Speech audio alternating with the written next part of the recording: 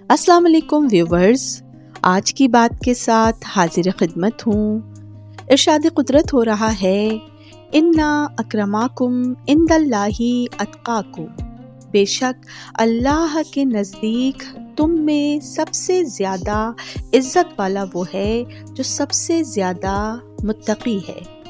سورہ حجرات کی آیت نمبر 13۔ ویورز، اس آیہ کریمہ میں پروردگار عالم یہ اعلان کر رہا ہے کہ خدا کے نزدیک تم میں سب سے زیادہ مکرم، سب سے زیادہ قابل احترام وہ ہے جو سب سے زیادہ صاحب تقویٰ ہے۔ اور تقویٰ کے لغوی معنی ہیں گناہوں اور معصیت سے پرہیز۔ خوف خدا کے ساتھ ترک گناہ کرنا تقویٰ کہلاتا ہے، چونکہ تقویٰ ایک روحانی اور باطنی صفت ہے۔ پروردگار عالم علیم و خبیر ہے، وہ پرہیزگاروں کو اچھی طرح پہچانتا ہے اور ان کے مدارج تقویٰ، خلوص نیت اور پاکیزگی سے آگاہ ہے۔ ویورز، انسان کی قدر و قیمت رنگ اور نسل سے نہیں بلکہ اخلاق اور کردار سے بنتی ہے، کیونکہ رنگ و نسل میں انسان کے عمل اور کردار کا دخل نہیں ہے۔ جو چیز انسان کے دائرہ اختیار میں ہو، اسی کے مطابق انسان کی قدر بڑھتی اور گھٹتی ہے، اور وہ میزان تقویٰ ہے جس سے انسان کی قیمت بنتی ہے۔ مولا کائنات امیر المومنین علی ابن ابی طالب نہج البلاغہ میں ارشاد فرماتے ہیں کہ تقویٰ بہترین زاد آخرت ہے، دلوں کی بیماریوں کا علاج ہے اور ہر مشکل سے نجات کا ذریعہ ہے۔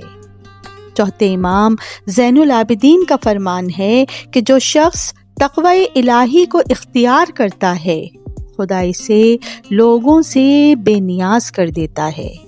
میزان الحکمت کی روایت ہے کہ ایک مرتبہ جناب رسول خدا دوران سفر ایک بیابان میں اترے اور اپنے اصحاب سے فرمایا کہ لکڑیاں چن کر لے آؤ۔ انہوں نے عرض کی، یا رسول اللہ، ہم تو بیابان میں ہیں، یہاں لکڑیاں کہاں سے آ گئیں؟ حضرت نے فرمایا، ہر شخص مقدور بھر کوشش کر کے چن کر لائے۔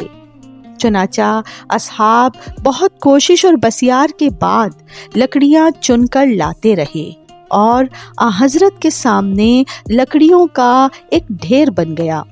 اللہ کے رسول نے یہ دیکھ کر ارشاد فرمایا کہ گناہ بھی اسی طرح سے یکجا ہو جاتے ہیں۔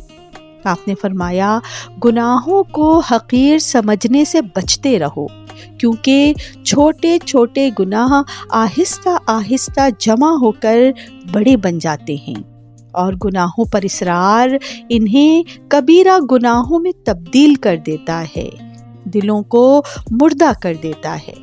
آپ فرماتے ہیں کہ ہر بیماری کی دوا ہے اور گناہوں کی دوا استغفار ہے۔ مولا کائنات امیر المومنین علی ابن ابی طالب ارشاد فرماتے ہیں کہ گناہوں اور معصیت سے بچنے والا نیکی انجام دینے اور تقوی الہی کو اختیار کرنے والے کے برابر ہیں۔ اللہ اکبر۔